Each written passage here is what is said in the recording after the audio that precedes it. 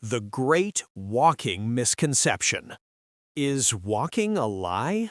Well, not completely, but there is a massive gap between what we are told about health and what the latest geriatric research actually proves.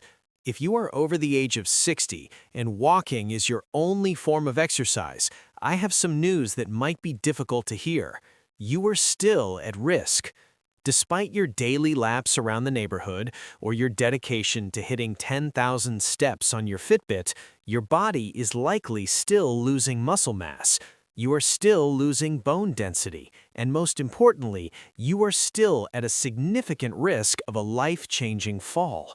I know that sounds contradictory because we've been told since the 1970s that walking is the perfect exercise, but walking alone won't save your independence.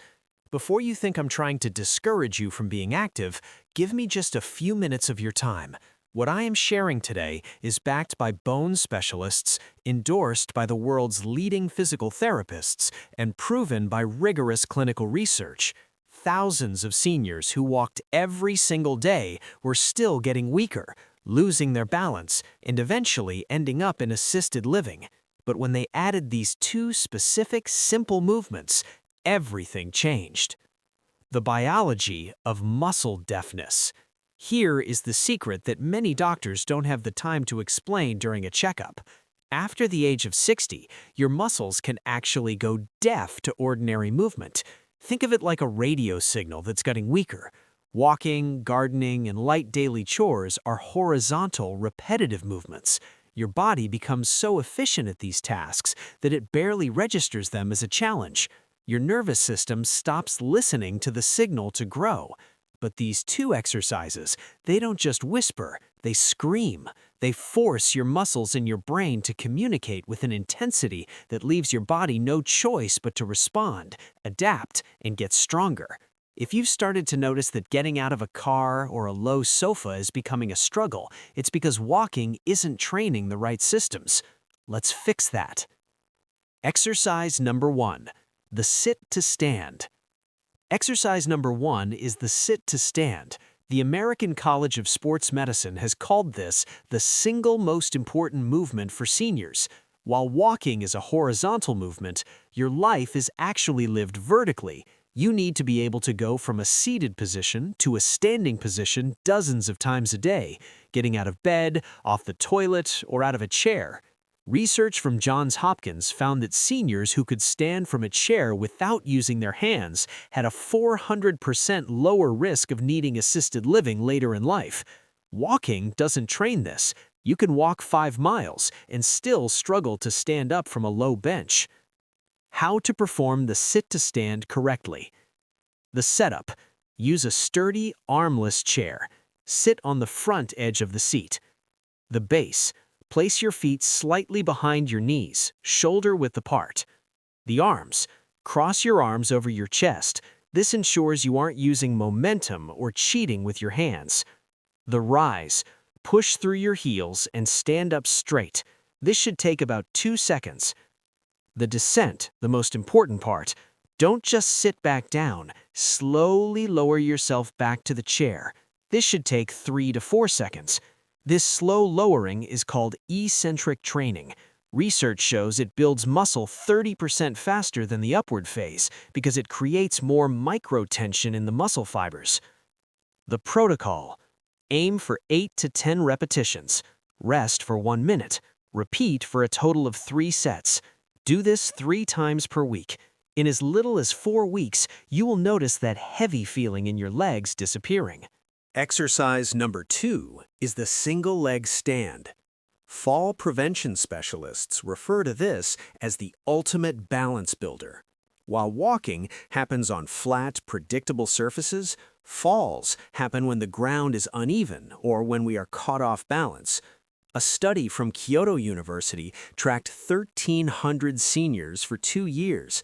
Those who could stand on one leg for 60 seconds had an 84% lower fall risk. Walking simply doesn't challenge your balance centers in the same way.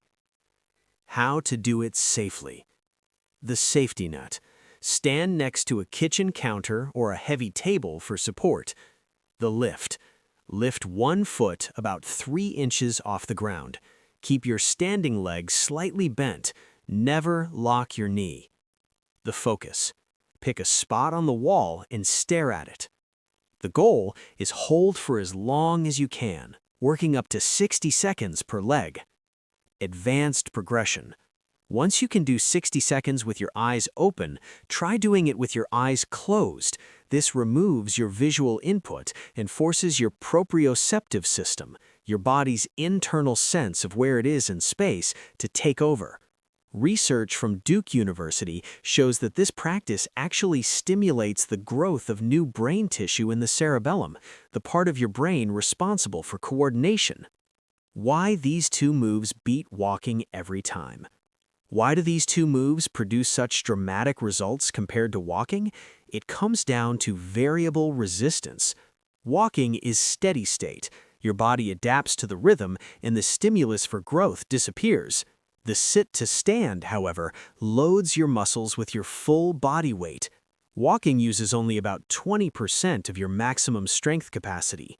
To build bone and muscle, you need to cross a certain threshold of intensity. A study published in Medicine and Science in Sports and Exercise compared seniors who walked 4 hours a week against those who did resistance and balance training for just 45 minutes a week. After 6 months, the walkers saw almost no change in bone density or strength. The exercise group, however, saw a 67% increase in leg strength and a 73% reduction in fall risk. They did 1/5 of the work for 5 times the results. Your 15-minute weekly blueprint. You don't need a gym membership or expensive equipment. You just need 15 minutes. Here is your weekly schedule. Monday, Wednesday, Friday. Sit to stand. 3 sets of 10 reps. 60 seconds rest. Single leg stand. 60 seconds per leg, twice. Tuesday, Thursday, and weekend. Go for your walk. Enjoy the fresh air and the mental health benefits. Remember, I'm not saying stop walking. Walking is great for your heart and your mind, but don't mistake it for a strength program. Walking maintains what you have. These two exercises build what you need. Thomas's story. To show you how powerful this is, let's look at my patient, Thomas. At 71, Thomas was walking 8,000 steps a day, but he was terrified. He couldn't get out of his favorite armchair without a struggle and held the railings with both hands on the stairs. He was walking fit, but functionally weak. We added these 2 exercises to his routine. 8 weeks later, Thomas was getting up off the floor to play with his grandkids. He was walking down the stairs confidently with no hands. He realized that for years he had been maintaining weakness. Now he was building a foundation of strength that would last him for the next 20 years. Why do bone specialists, physical therapists, and geriatricians all agree on this? Bone density. Bone requires high-impact or high-resistance loading to grow. The sit-to-stand provides that load. Walking usually only maintains what is already there. Neurological sharpening.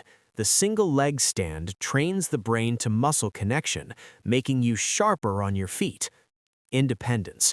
Muscle strength is a better predictor of longevity than cardiovascular fitness. Being able to stand up and keep your balance is the literal definition of independence as we age. Your journey to a stronger, more stable version of yourself doesn't require hours of grueling effort. It requires the right movements. If you found this information eye-opening, please hit the like button. It helps us spread this message to other seniors who might be stuck in the walking trap.